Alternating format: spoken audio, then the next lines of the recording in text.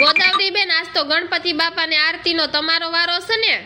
અરે બાપા, હવે તો ગણપતિ જાય ને તો હારું. લે, કા હું થયું ગોદાવરી બેન? અડધી રાત સુધી રાસ ગરબા લઈને પછી હવારમાં ઉઠીને એમ કે અમારા પગ દુખે છે મમ્મીજી, તમે આ કામ કરી નાખજો ને. તમારી હોવે તમતારે ઈ છે, ઈ 9 વાગે જો ઉઠે છે, પણ હવે હમણાં ગણપતિ જાહે ત્યાં પાછા નોરતા આવીને ઊભા રહી જાહે.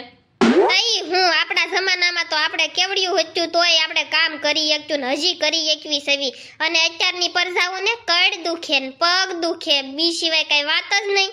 આ ગણપતિની આરતીમાં બધા એમ કહેતા હતા ડ્રેસ પહેરવાનો છે, તમે પહેરવાના છો ગોદાવરી બેન? મારે તો પહેરવો છે હો.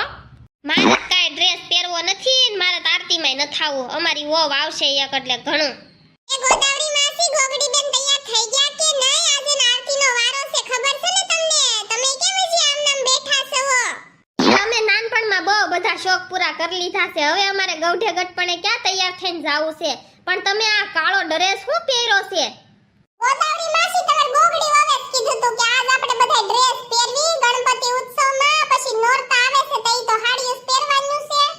હારું હાલ ગોદાવરી, હું હવે જાઉં. તારે તો શોખ કાંઈ નથી કરવા, પણ મને કરવા દે, મારે ડ્રેસ પહેરવો છે.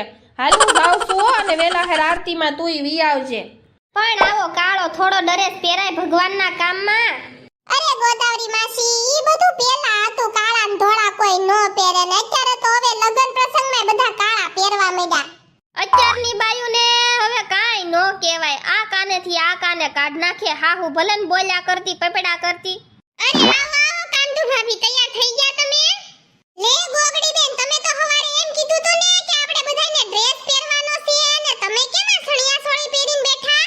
ઓ કાંતુ બેન, મેં તમને કીધું તું ને કે હાલો આપણે સળિયા સોળી પહેરી લેવી, ડ્રેસ નથી પહેરવા, તોય તમે સમજ્યા નહીં. અરે પણ કાંતુ ભાભી, પછી મને એમ વિચાર આવ્યો કે આ લગનનું પાને કરવું, અત્યારે નહીં પહેરું તો હવે હું કેદી પહેરીશ? મેં મારા લગનમાં ઠેઠ પહેર્યું તું, ત્યાં સુધી આમનામ પડ્યું જ રહેતું હતું. મને એમ છું લાઈને અમારી આરતી છે તે પહેરી નાખું, એટલે મેં પહેરી લીધું, નકર મારે તો ડ્રેસ જ પહેરવાનો હતો. પગડી બેન, પેલા જે નક્કી કર્યું હોય ને ઈ જ પહેરાય, બધાને હરખું કહેવાય. તમાર સણિયા સોળી પહેરવી હતી, તમને ન કહેવાય તો અમે તમતાર સણિયા સોળી જ પહેરી લે. સારું હાલો, બીજું હું, અમે તમને બોલાવા આવ્યા હતા આરતીમાં, જલ્દી આવજો, અમે જો આવી સેવી.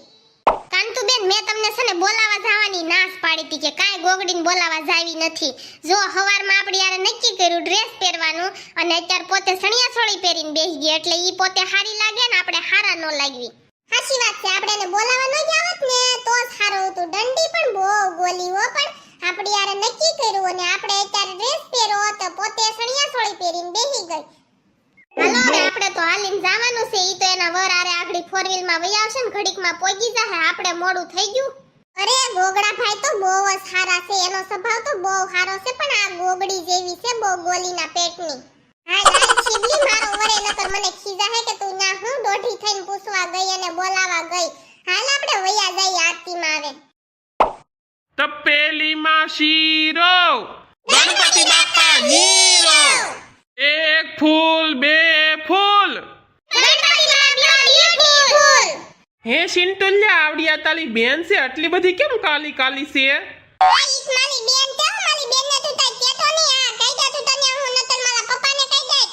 અલે હા ચિંટુલ્યા, પણ તું તટલો ધોલો અને તાલી બેન ડામલના ટુટલા જેવી છે.